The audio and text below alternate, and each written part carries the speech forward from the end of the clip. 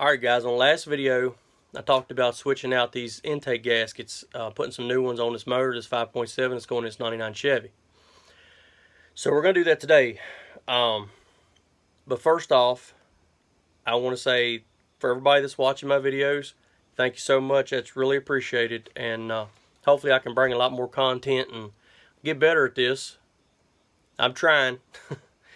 But it is really appreciated for the few of you that are watching. It really means a lot. I know I'm not at a lot of subscribers, and I know I don't have a whole lot of good video out right now, but I'm trying and I want to get more. But first off, with this motor, the first thing you want to do before you take the intake off or take anything off the top of the motor like that, always make sure your motor is on top dead center, because when you take that distributor out, you got to make sure it's on top dead center, so when you put the distributor back, it all lines back up. I mean, you can do it obviously other ways, but put it on top dead center, and when you go to put it all back together, all you can do is slide the distributor down in there, and everything will pretty much line back up. Mark it good before you take it out. Mark the distributor from the intake to the bottom of the distributor where it goes down and the bolt goes in. Mark that. I use a little bit of white paint and mark it. And then pick a point on your intake to mark to where your rotor button goes,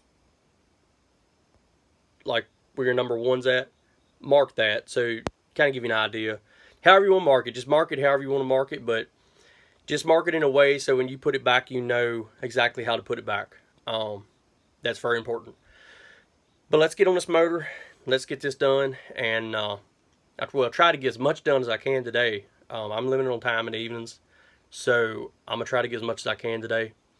But hey, for those of you that watch, thank you so much. I really appreciate it. Alright, let's get to it.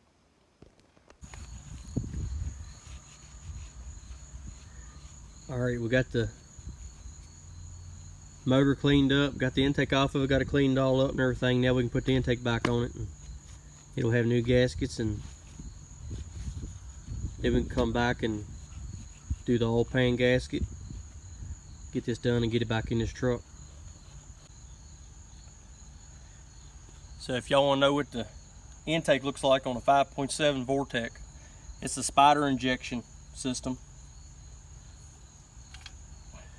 They come out the bottom. That's the intake. We're getting ready to put it on. I'll put it on here and get this thing together. It's very important when you put this intake gasket on and you put your RV sealant, ultra gray, you got to get plenty in these corners, because these corners are where it's going to leak.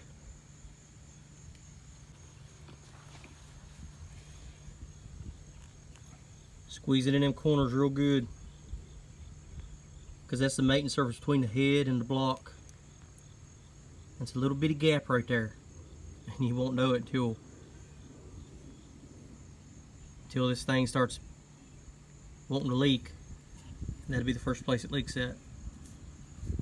Lay it on there. Lay it on there like that. Got to get that sealant behind the corner of that gasket on both sides. Well, front and back. Might even be good if you put a little bit in the very corner at the top of your gasket too. These have little tits behind them. Right here and right here, you push it down so it can't go anywhere.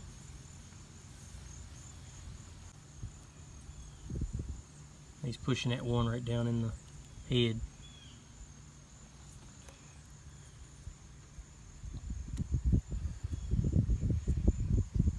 It's like a glove. See how that is right there? Those little grooves right there, when you get your sealant up on there, those little grooves will actually keep it from slipping out in the corners.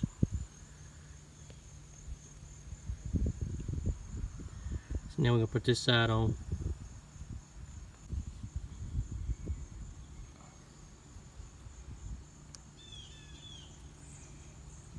These are fill-proof gaskets, and in my opinion, there's no other gasket.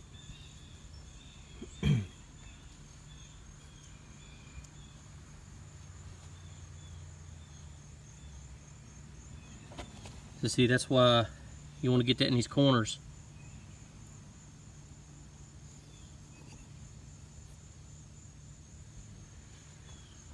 So then he'll put a little bit right there, and it's like a lock.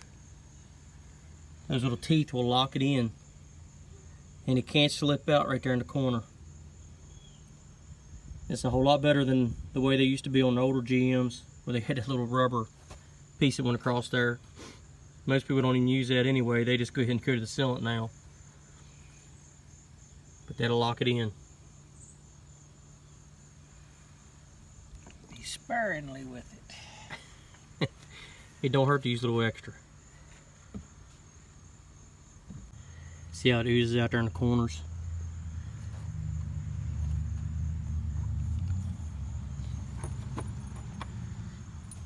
It's on there, so now put the bolts in and go through our tightening sequence. Now these have an order that you got to go in. Make sure everything's lined up first. Yeah, if you put them bolts in there and wiggle them back and forth, it'll kind of line itself up. Don't force anything. Now if you look in the book, intake manifold bolt tightening sequence, 96 and later, V6 and small block V8. So that's the front of the engine. So this is where your water pump's at, up here. So you'll go 1, 2, 3, 4, 5, 6, 7, 8. And the reason it's like that, or the reason you got to go by that, is because so it evenly distributes pressure. So wrote down lower intake, that's the one on top. Step 1, 27 inch-pounds. So what you do is you go through the sequence, you go through and do your sequence, tightening sequence at 27 inch-pounds. Then you go back, same sequence, and do 106 inch-pounds. Then at step 3, you go back around again and you do 11 foot-pounds. That's for your upper intake. Lower intake, I'm sorry. So you'll go around 3 times altogether. Take your time, clean your bolts. Clean your bolts good. Make sure they ain't got no sealant on them from the last time. Clean them off really good. I didn't think to tell y'all, these on the ends, you can put oil on them. But these can leak. So put sealant on the bolts that go in these holes. This one, this one, this one, and this one. I'm sorry, I forgot to mention that. But the other ones you can put oil on them.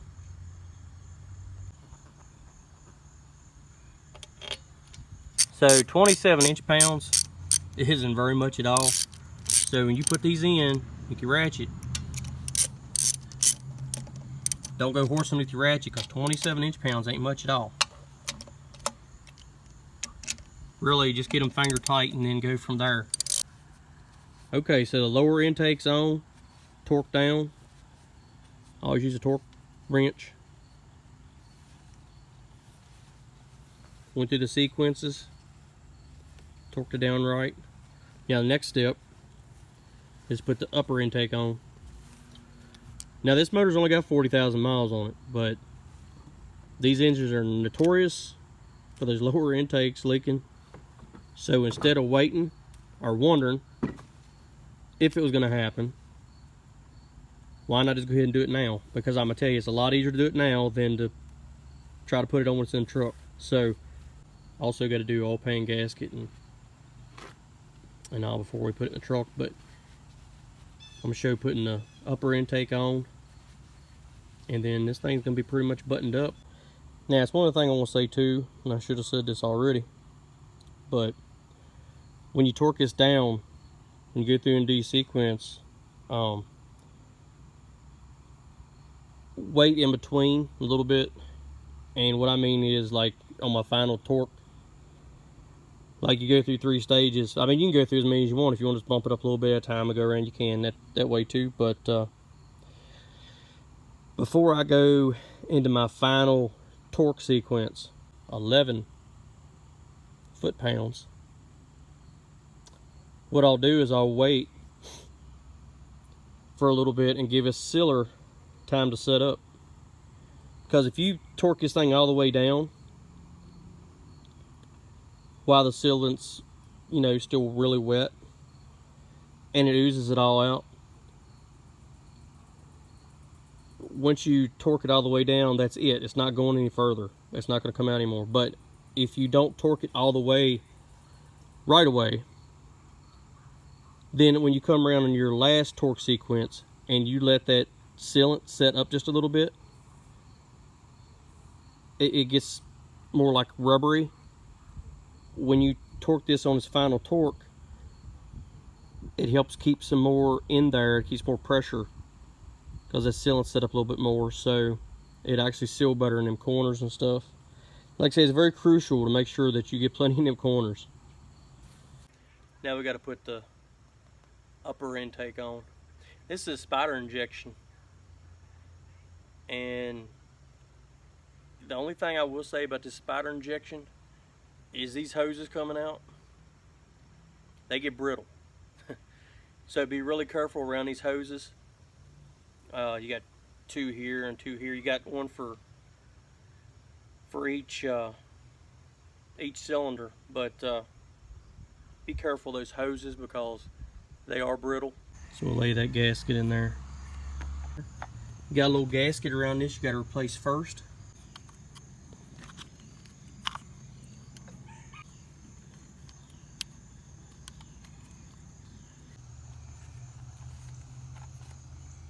It's a good time to double check your surface. Make sure your surface is clean before you put this down on here.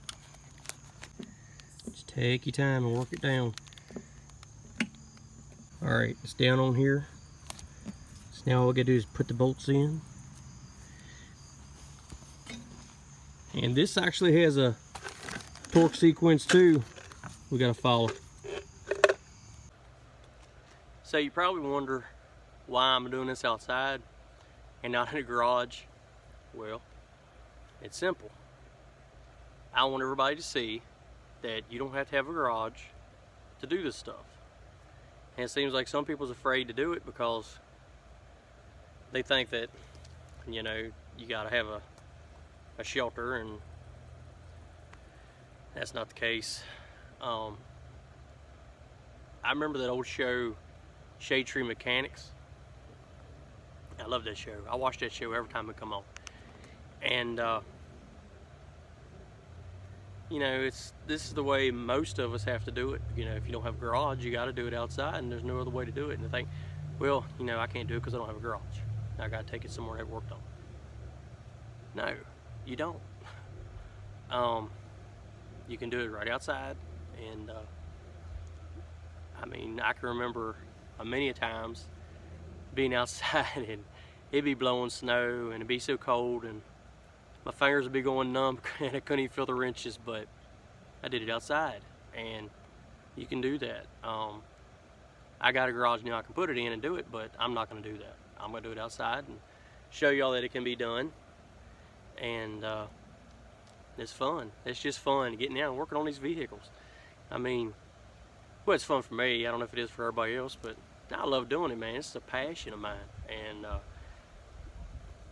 this old truck, it's a good old truck, and I want to get this thing going again, so it ain't gonna be long. But we got button this thing up, and hopefully next couple videos we're gonna have running again. The 87 needs more love. We're gonna go back to that, but for right now we're gonna concentrate on this, and like a little buddy here. We're gonna get this done, and then we're gonna move on to something else. But it's fun, and I really enjoy it, and I really appreciate those of you that watch my videos. I don't have a lot of viewers, and I don't have a lot of subscribers, but what I do have, I appreciate, and I don't have a real good camera, and hopefully that's going to change, and I'll get me a good camera and get better equipment where I can actually do better, you know, quality videos. But right now, this is what I got, and that's what I'm working with. And hey, that's fine. So I hope y'all like my videos. Please like and please subscribe and please share them. And I hope y'all get something out of it. But I'm gonna get off here and probably gonna grab me something to eat, because yeah, this old boy gets hungry. I'll talk to y'all later.